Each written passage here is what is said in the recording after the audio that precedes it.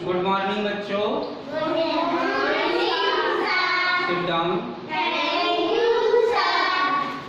आज हम लोग एक नया टॉपिक पढ़ेंगे जिसका नाम है भिन्न। अंग्रेजी में हम इसको फ्रैक्शन कहते हैं।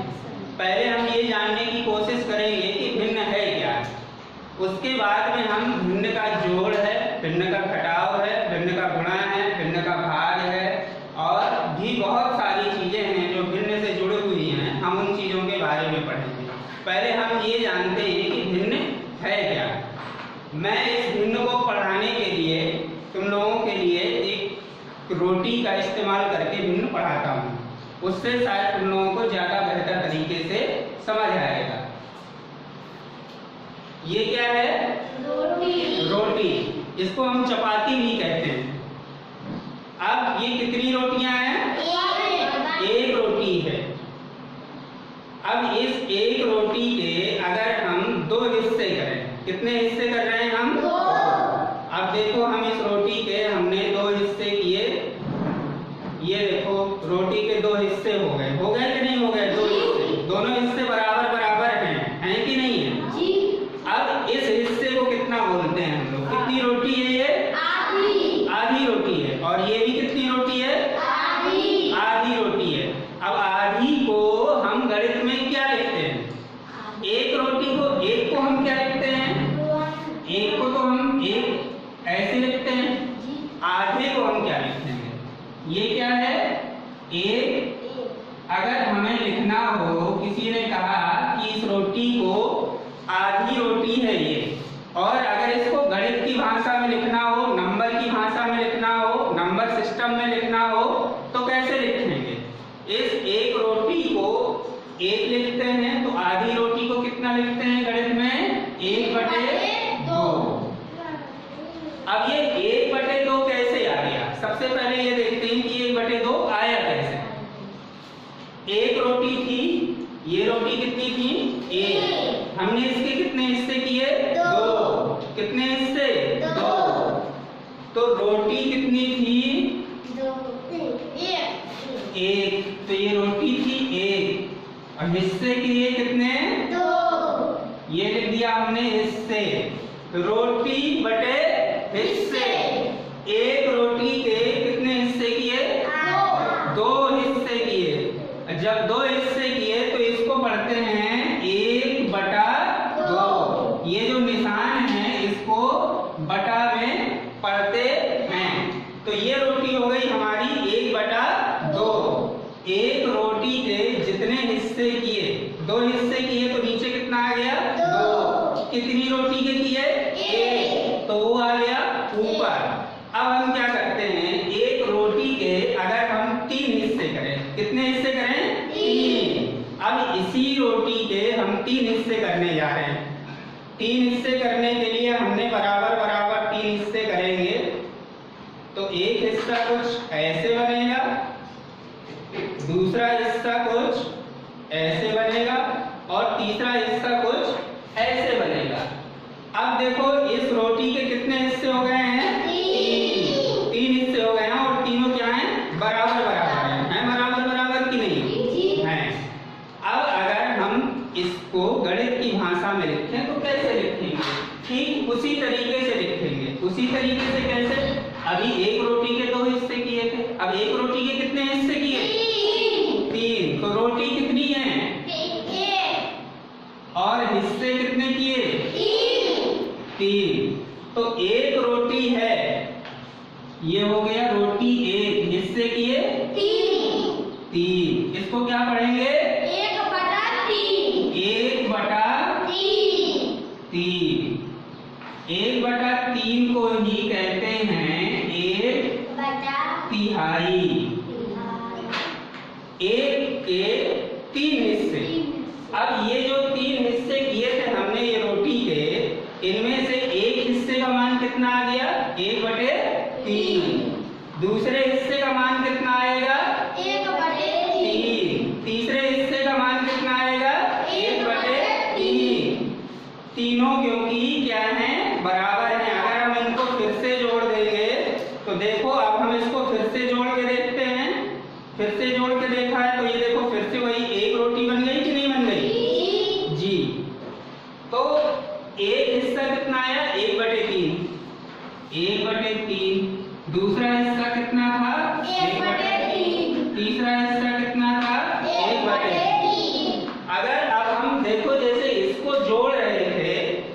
जोड़ रहे थे तो पूरी एक रोटी बन रही थी कि नहीं बन रही थी? 3 हिस्सों को जोड़ दिया, 3 एक रोटी बन गई। अब अगर हम 1/3 1/3 1/3 इन तीनों को जोड़ देंगे तो एक रोटी बननी चाहिए कि नहीं बननी चाहिए? अगर बन गई तो हमारा जोड़ना सही है या हमारा बताना सही है। अब जोड़ते हैं तो सबसे पहले 3 3 3 3 का लघुत्तम समापवर्त लेंगे 3 का भाग देंगे 3 में, 3 एकम 3, 1 आया, 1 का गुणा 1 में करेंगे तो कितना आया? 1। 3 का भाग दिया 3 में कितना आया? 1, और उस 1 का गुणा 1 में अंश में किया तो कितना आया? 1। 3 का भाग दिया 3 में तो आया 1, और उसका इस अंश में 1 के साथ गुणा किया तो आया 1। 1 धन 1 धन 1 कितना हो गया? 3 बटे, ये कितना है? 3। 3/3 3/3 का मतलब क्या हो गया? 3 का भाग देंगे 3 में, 3 का भाग दिया 3 में तो कितना हो गया? 1। तो वही हो गया, एक रोटी के 3 हिस्से किए थे। एक हिस्सा आया था 1/3, दूसरा हिस्सा आया था 1/3, तीसरा हिस्सा आया था 1/3। अगर इन तीनों को जोड़ दिया तो फिर भी रोटी कितनी आ गई? 1। वही एक रोटी आ गई। अब हम इसको दूसरे तरीके समझते हैं। ये तो तुम लोगों को समझ आ गया होगा। अब हम इसको एक दूसरे तरीके से ऐसे समझते हैं कि ये स्क्वायर है, इसको हिंदी में वर्ग कहते हैं, जिसकी चारों भुजाएं बराबर होती हैं। ये जितनी है उतनी ही ये है, उतनी ही ये है, उतनी ही ये है। ये जो आकृति बनी है ये क्या कहलाती है? वर्ग, जिसकी चारों भुजाएं बराबर होती हैं और एक दूसरे की क्या होती है? समांतर होती है। जैसे रेल की पटरी की दोनों लाइनें बराबर चली जाती हैं, ऐसे ये दोनों लाइनें बराबर हैं और ये दोनों लाइनें भी बराबर हैं। अब हम इसके क्या कर रहे हैं? 4 हिस्से कर रहे हैं। कितने हिस्से कर रहे हैं? 4। तो 4 हिस्से करने के लिए एक लाइन ऐसे खींचती, एक लाइन ऐसे खींचती, 1 2 3 4, 4 हिस्से हो गए। अगर हम एक हिस्से का मान पूछें, कितने हिस्से का? एक हिस्से का। मान लो इस हिस्से का मान निकालना है तो एक वर्ग के कितने हिस्से किए? कितने हिस्से किए? 4। 1 2 3 4। अब कितने का मान निकालना है? 1 का। 1 का मान कितना निकालेंगे? अगर हिस्सा बटे कुल हिस्से, कितने हिस्से का मान निकालना है? 1। तो यहाँ लिख देंगे 1। कुल हिस्से कितने हैं? 4। तो इसका मान, रंगीन वाले भाग का मान कितना आ गया? 1/4। अगर हम यही दूसरे तरीके से ऐसे करें कि फिर से वही वर्ग बनाएं और इस वर्ग के अब हम 4 हिस्से फिर से कर रहे हैं। अब इन 4 हिस्सों में अगर 2 हिस्सों का मान पूछा जाए, कितने हिस्सों का?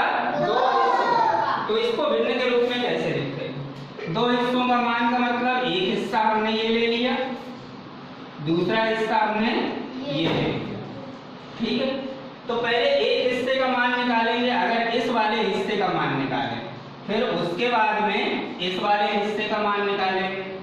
अगर इस वाले हिस्से का मान निकालें, जिसको मैं लाल और नीले से रंग रहा हूं, अगर इसका मान निकालेंगे तो कुल हिस्से कितने हैं? 1। और टोटल मतलब एक हिस्से का मान निकालना और कुल हिस्से कितने? 1 2 3 4। तो ये कितना आ गया? 1/4। और अब यही चीज इसमें भी करनी है। अगर इसका भी हम मान निकालें, अगर इसका मान निकालेंगे तो एक हिस्सा ये है और कुल हिस्से कितने हैं? 4। अगर ये कह दें कि इन दोनों हिस्सों का मान कितना होगा, तो दोनों हिस्सों का मान मतलब दोनों को जोड़ दें। अगर दोनों को जोड़ दिया तो 4 का लघुत्तम समापवर्तक लेंगे, 4 का भाग देंगे 4 में, 4 एकम 4, 1 का गुणा करेंगे 1 में 1 धन 4 का भाग देंगे 4 में 1, 1 का गुणा करेंगे 1 में 1, कितना हो गया? 1 धन 1 बराबर 2, 2/4। अब 2/4, अब इसको हम काटते हैं, 2 का भाग ऊपर देते हैं और 2 का भाग नीचे देते हैं। 2 का भाग 2 में लेंगे तो आएगा 1, 2 का भाग 4 में लेंगे तो आएगा 2। कितने हो गए? 1/2। कितने हिस्सों का मान आएगा 1/2? इन 2 हिस्सों का मान। अब इन 2 हिस्सों का मान अगर 1/2 आया है तो क्या करेंगे कि ये देखो 1/2 का मतलब जब मैंने रोटी बताई थी तो इसको क्या कहते हैं? आधी। आधी कहते हैं कि नहीं कहते हैं? जी। अब ये भी देख लो, ये आधा हिस्सा है ऊपर वाला कि नहीं है, और ये नीचे वाला आधा हिस्सा है। अगर पूरे वर्ग को हम करें तो आधा ये है और आधा ये है। अब अगर हम इसी में से 3 हिस्सों का मान निकालने के लिए कह दिया जाए, कितने हिस्सों का? 3। तो हम फिर से वही काम करते हैं, एक वर्ग बनाते हैं। ये वर्ग बनाया, इससे 4 हिस्से की। अगर किसी ने कह दिया इसका, इसका, इसका और इसका, इन तीनों हिस्सों का कुल मान कितना होगा? कुल मान मतलब इस हिस्से का मान निकालना है और हमको इस हिस्से का मान निकालना है और हमको इस हिस्से का मान निकालना है। इन तीनों हिस्सों का मान निकालने में कितना आएगा ये अब हमें निकालना है। अब सबसे पहले हम क्या करेंगे? इस हिस्से का मान निकालेंगे, फिर इस हिस्से का मान निकालेंगे, फिर इस हिस्से का मान निकालेंगे। इन तीनों हिस्सों का मान निकाल लेंगे, तीनों को जोड़ देंगे तो कुल जो इतना हिस्सा बनेगा, इसका, इसका, इसका, इसका, इसका, इसका, मतलब इतने हिस्से का मान हम निकाल पाएंगे। तो सबसे पहले हम क्या करते हैं? इस हिस्से का मान निकालते हैं। इस हिस्से का मान कितना आएगा? उसी तरीके से कुल हिस्से कितने हैं? 4, लेकिन मान निकालना है एक हिस्से का, तो इसका होगा 1/4। कुल हिस्से हैं 4 और इस हिस्से का मान निकालना है तो ये भी आएगा 1/4। कुल हिस्से हैं 4 और इस हिस्से का मान निकालना है जो कि हिस्सा है 1, इसका 4। अब इन तीनों को अगर जोड़ देंगे तो हमें कुल इसका, इसका, इसका, इन तीनों का मान पता चल जाएगा कि नहीं पता चल जाएगा? अब हम जोड़ के देखते हैं। 1/4 धन 1/4 धन 1/4। 4 का लघुत्तम समापवर्तक लिया, 4 एकम 4, 1 का गुणा 1 में किया 1, 4 एकम 4, 1 का गुणा किया 1 में 1, 4 एकम 4, 1 का गुणा किया 1 में 1। कितना आ गया ये? कुल 3/4। तो अगर कोई आप लोगों से ये पूछे कि इतने हिस्सों का मान कितना आएगा, इसका, इसका, इसका, तो कितना आएगा? 3/4। और 3/4 ये किसके रूप में है? भिन्न के रूप में है। अब क्या करते हैं? ये चीज तो समझ आ गई होगी जी। अब हम एक नया तरीका और निकालते हैं। ये तो हो गया कि हम एक हिस्से का मान निकाल रहे थे। अगर हम सीधे सीधे 3 या 4 हिस्सों का मान निकालना पड़े तो क्या करते हैं? उसको समझाने के लिए हम एक वृत्त का सहारा लेते हैं। वृत्त, ये बना वृत्त। सबसे पहले हम इसको कितने हिस्सों में बांट रहे हैं? 2 हिस्सों में मान लो बांट रहे हैं। इसको 2 हिस्सों में बांट दिया। 2 हिस्सों में बांटने के बाद में ये जो एक हिस्सा आएगा वो कितना आएगा? 1/2। और ये वाला हिस्सा जो आएगा वो कितना आएगा? 2। अगर इन दोनों को जोड़ दे 1/2 धन 1/2 तो 1 धन 1 बराबर 2/2 बराबर 2 का भाग दोनों तरफ दे दो, ऊपर नीचे, तो कितना आ जाएगा ये? 1। अगर अब हम इसके 4 हिस्से करें, 5 हिस्से करें या 6 हिस्से करें, तो हम अभी इसके 6 हिस्से कर रहे हैं। 1, 2, 3, 4, 5, 6, 7, 8। चलो 8 हिस्से करें। 1, 2, 3, 4, 5, 6, 7, 8, 9 हिस्से हो गए। अब अगर ये कहा जाए कि इन 2 या 3 हिस्सों का मान कितना होगा, हम पहले ये देखते हैं कि 2 हिस्सों का मान निकाल लेते हैं। जैसे पहले हिस्से का और दूसरे हिस्से। तो कुल हिस्से जिनका मान निकालना है वो कितने हैं? 2। और इस पूरे वृत्त के कितने हिस्से किए हैं? 1, 2, 3, 4, 5, 6, 7, 8, 9। तो कितना हो गया? 2/9। अगर